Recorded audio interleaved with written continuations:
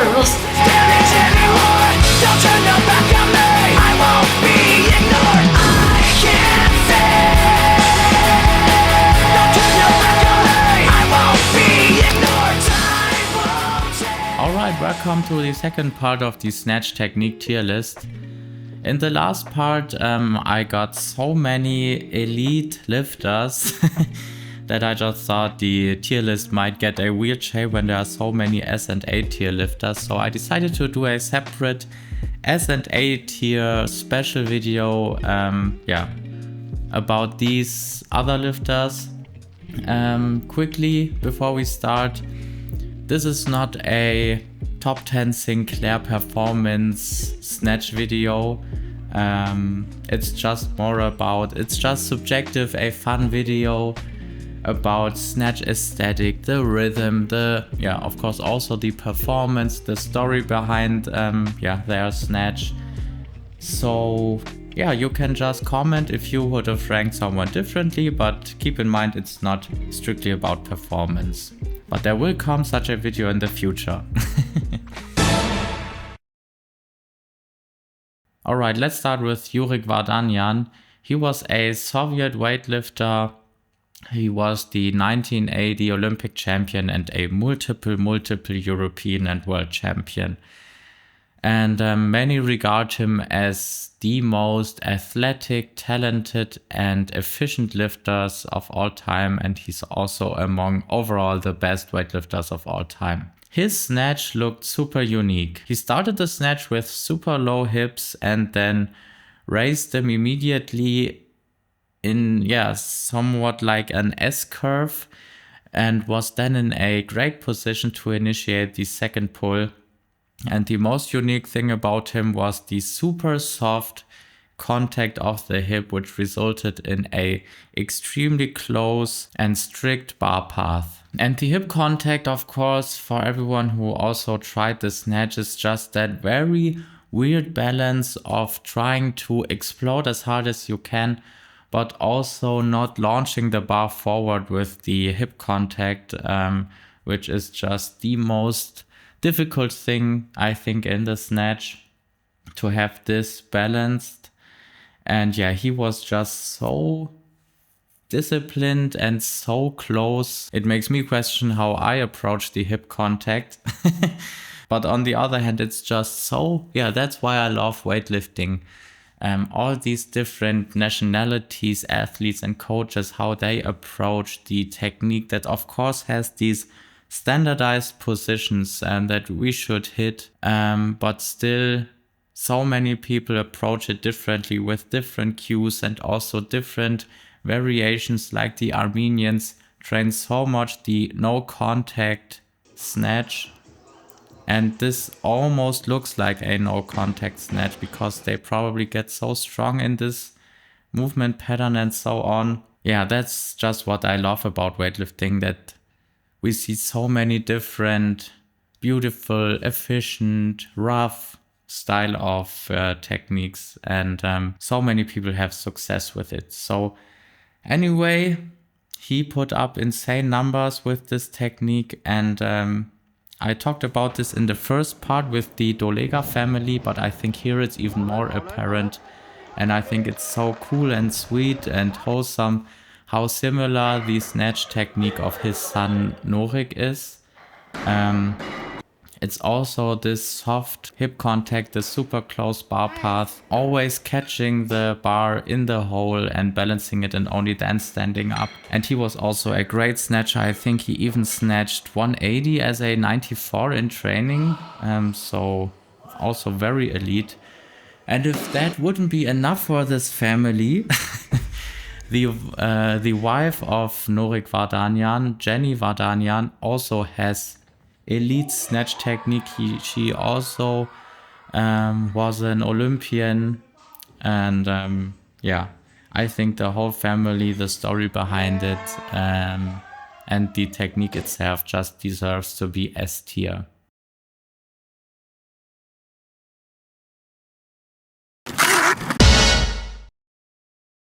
Yuri Zakharevich was also a Soviet weightlifter who not only dominated his time being a heavyweight, but will probably dominate this weight class for all time.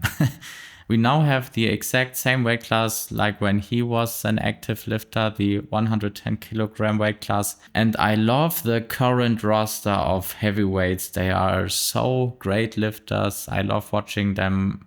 I'm looking forward to the World Championships and they are just insane. But he still wipes the floor with all of them in both lifts, but especially in the snatch. He is the heaviest member of the very exclusive club of snatching 100 kilograms above your own body weight. And I think the most inspirational thing is that he suffered the most traumatic injury you can have as a weightlifter, especially for the snatch, because he dislocated his elbow in the catch for the snatch. And to even come back to the sport after this is crazy. To come back to 100% of your old performance is almost unheard of, but snatching 2.5 kilograms more than before is just legendary. Little fun fact, my coach was in the audience when this happened. It was in Hungary.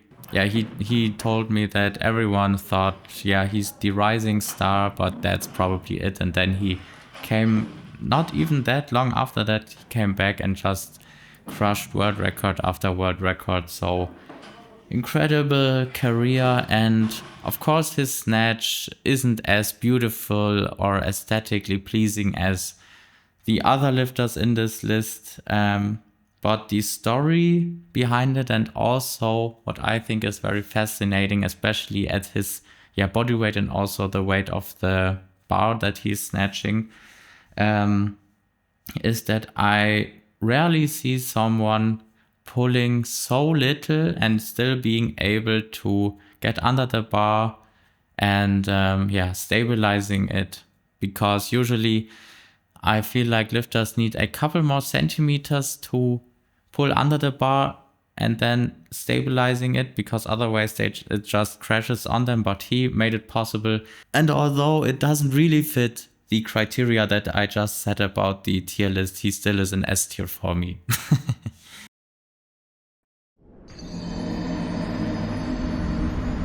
Usually I feel like we have very aggressive lifters like Mohamed Ehab or Abdul Yonis, or very calm, technically proficient lifters like Li Fabin, who are very precise and silent. But Chigishev somehow combined aggression with the very precise technical Chinese model of snatching. And he became an unbeatable force in the snatch in a very strong and competitive generation of 69 and 73 kilogram weightlifters. His 169 kilogram snatch at 73 is actually better than the golden age of weightlifting in the 70s, 80s and 90s. No one was this good in the snatch. I think the all-time world record in the old 75 kilogram weight class is 170, so it's Sinclair a bit better than that, which is crazy in our generation to be better than them for various reasons.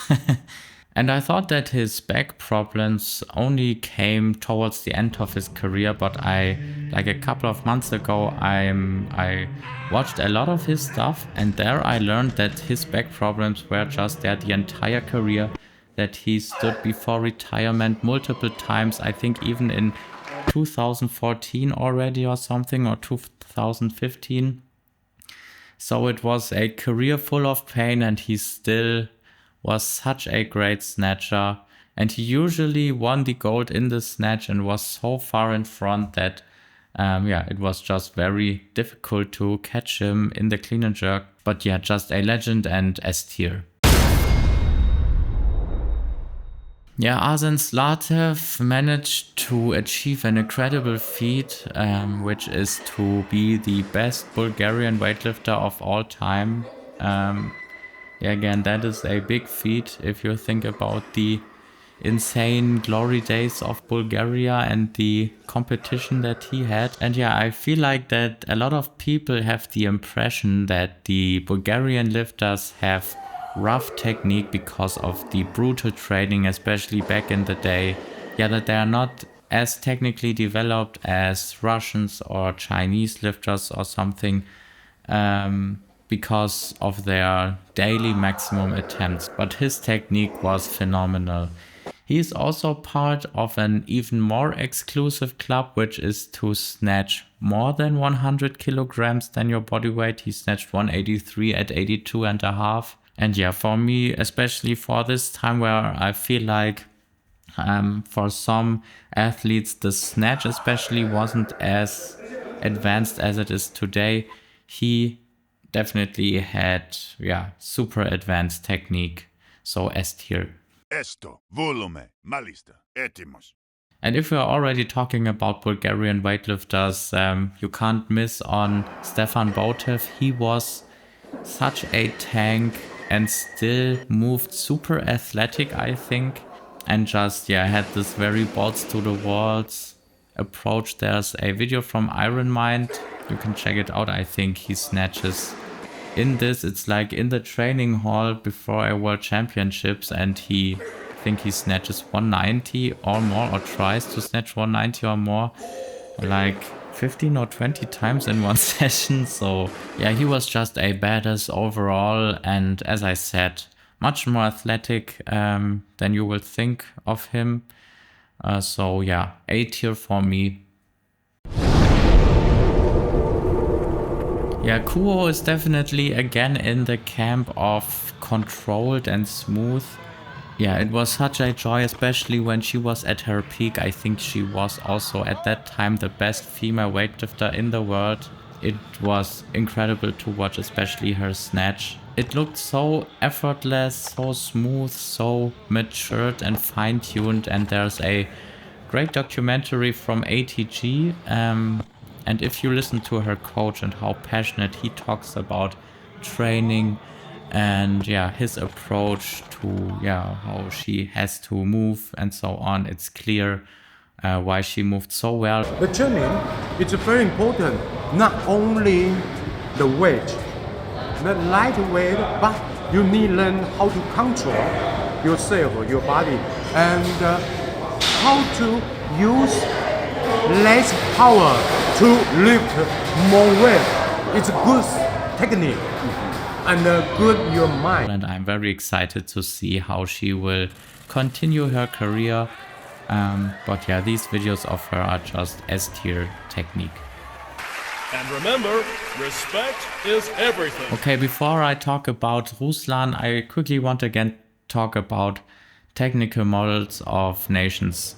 I talked about this a lot, especially also in the last video. And it's so cool to see these technical models, how they are being taught across the whole country. Like for example, the Russians. If we stay at the example for Russians, you can really also see what this technical model is like. You can understand the technique. It is made to perfection, just how you imagine a snatch to look like. But the Uzbek and Kazakhstan lifters, for me, oftentimes have such a advanced technique that I don't even understand how they are doing it. It's always so, I call it flowy. It really would interest me how they get the children to learn this technique. Do they have other cues before they lift than, like for example, the Russian lifters? Because it looks always so cool. I also talked in the last part about Nogisa Adiletuli. It's the same thing for me. And but Ruslan also just has these otherworldly, super advanced, cool, flowy technique in the snatch, in the clean, for me even more, but that's another video. But yeah, he's still for me also S tier. Especially the old videos where he snatches 200 plus, but also the training hall videos, how he moved like 80% or something like that, looked so cool. And yeah. Rebeka Ibrahim, formerly Rebeka Koa, was like the rising star in weightlifting when I got into it.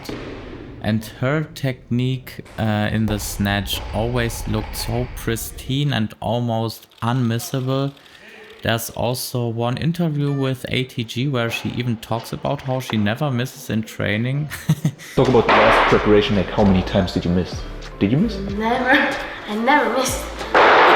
I miss very rare.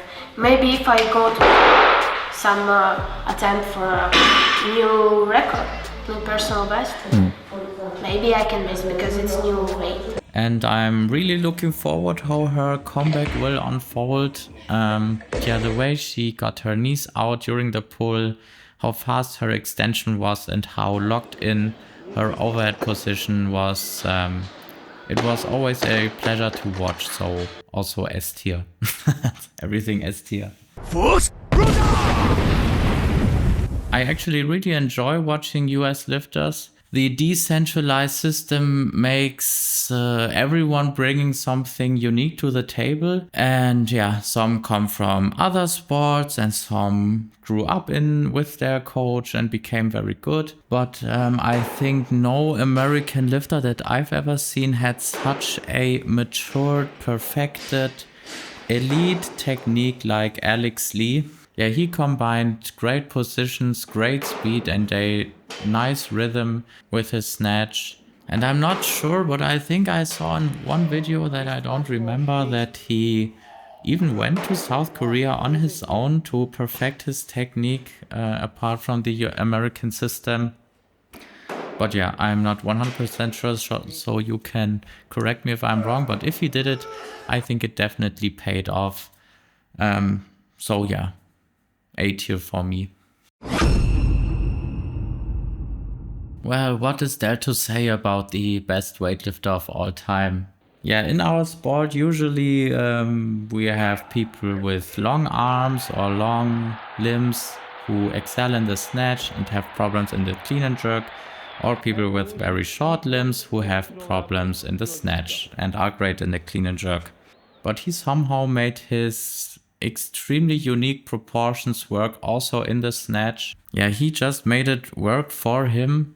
And what I also find very interesting is that usually when people are so short or have such short legs, they are incredibly strong in the quads, which is why they often pull very upright. But he still was almost parallel to the ground and stayed over the bar till the last moment, which I rarely see with these shorter, usually clean and jerk specialist type lifters. So just incredible, and yeah, he's the best. Yeah, Ismayilov is one of the fastest lifters of all time, which always has a soft spot for me in the heart. And what I think is also pretty cool is that he has the same little hop forward than Ozbek right now, who's also a Turkish lifter. So it would be very interesting if they had the same coach, or if Ozbek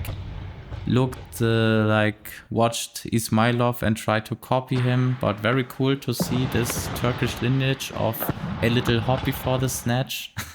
And yeah, just the speed is insane. And maybe one of the only athletes to ever out-snatch Xiaojun with a extremely clutch 163 attempt. In the last tier list, I talked about how incredible it is how Lassi is able to move as a super heavyweight. But Chigishev doesn't move like a super heavyweight at all. He was so fast, so dynamic, so athletic. And people like him really make the case how cool a weight category up to 125 or 130 would be. Just these super athletic tanks. Yeah, and he was just in general an incredible super heavyweight despite being so light. And I think his 211 snatch at his body weight is per Sinclair one of the best snatches. Which is just insane. So yeah, even with people like Lasha or Tatiana Kasherina, just one of the best super heavyweight technicians I've ever seen.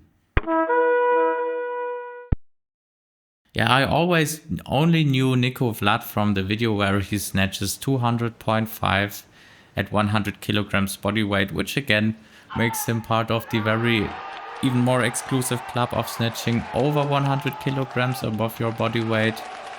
But I then found a training video that I will link in the description where, yeah, it's just from the side how he trains the snatch.